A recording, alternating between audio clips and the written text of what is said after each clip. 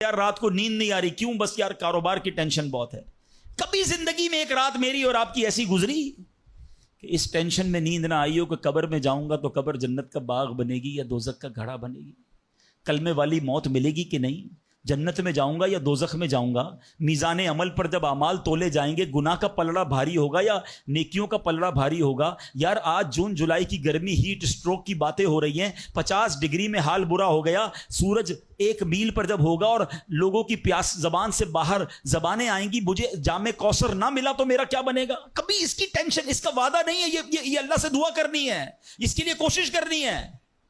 ساری زندگی ایک ہی ٹینشن، چھوٹا گھر ہے تو بڑا کرنا ہے، کاروبار کو وسیع کرنا ہے اور آمدنی. اور میں نہیں کہتا دعا نہ کریں، کوشش نہ کریں، خدا نہ خواستہ اس کا کوئی یہ مطلب نہ لے کہ چلو بھائی اب تو اللہ نے اپنے ذمہ کرم پر لے لیا تو اب کوئی کام کاج نہیں کرنا. نہیں، دنیا عالم اسباب ہے، اسباب کا کشکول لے کر بارگاہ الہی میں جانا ہے اور توکل والے انداز میں دعا کرنی ہے تو اپنی رحمت کے سمندر سے ہمارے اسباب کے کشکول میں وہ ہماری روزی عطا فرمائے گا. اسباب اختیار ضرور کرنے، مگر اسی فکر میں زندگی تو برباد نہ کر دینا کہ سارا صبح سے لے کر شام تک ایک ہی ٹینشن. بھروسہ رکھے رب پر، یقین رکھے رب پر. آج حال یہ ہے بچہ پیدا ہو جائے تو ٹینشن، او ہو اب میرا بچہ ہو گیا، اس کی آگے پرورش میں کیسے کروں گا، اس کی تعلیم کا کیا ہوگا، اور خاص طور پہ بچی پیدا ہو جائے تو ایسے بدبخت لوگ ہیں کہ اب جناب بیوی کو برا بھلا کہہ رہے ہیں، خاندان میں جھگڑے ہو رہے ہیں بچی کی پیدائش پر کہ اب اس کی شادی کیسے ہوگی، یہ تو بوجھ آ گئی ہے. معاذ اللہ. سمجھ نہیں آتی کہ جس رب نے بچی دی ہے انشاءاللہ رزق بھی وہی دے گا، اسباب بھی وہی دے گا. ارے جب اس نے مجھے پالا ہے وہ اس کو بھی پالے گا.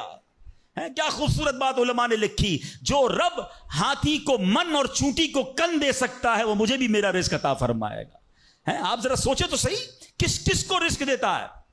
حدیث پاک کا مضمون ہے تم اللہ پر بھروسہ کرو، جیسا بھروسہ کرنے کا حق ہے وہ تمہیں ایسے روزی دے گا جیسے پرندوں کو روزی دیتا ہے. پرندوں کو سمجھتے کتنی کیسے روزی ملتی ہے؟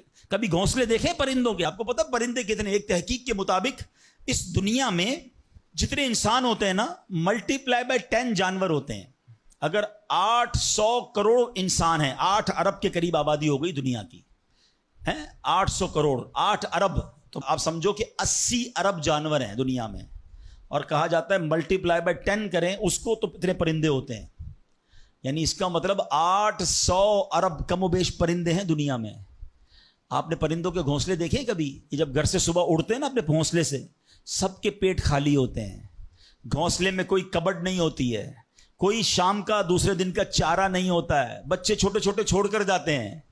مگر یہ 800 ارب پرندے جب شام کو گھونسلے میں آتے ہیں